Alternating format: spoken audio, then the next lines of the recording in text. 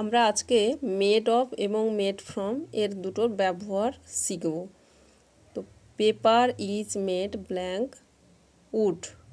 তো এখানে would change হয়ে পেপার হয়েছে। তো এখানে চেঞ্জ যদি হয় তাহলে আমরা কি বসাবো? Made from. তো paper is made from. Cheese is made blank milk.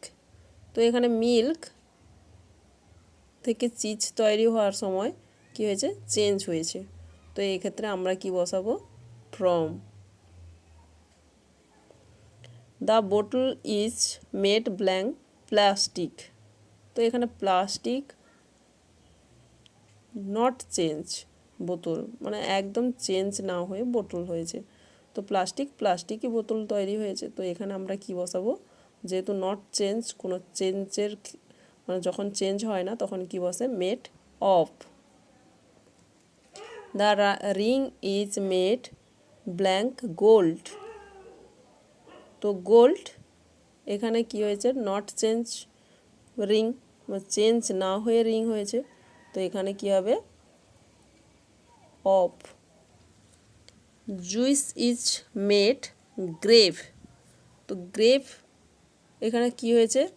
Change হয়ে গেছে, জুস হয়ে গেছে। তো তাহলে এখানে হবে কি? From. The house is made blank bricks. তো এখানে ব্রিক কি হয়েছে? হাউসে পরিণত হয়েছে, নট চেঞ্জ, কোনো চেঞ্জ হয়নি। তো এখানে কি হবে? Of. Plastic is made blank oil. এটা তোমরা কমেন্ট সেকশানে জানাও কি হবে।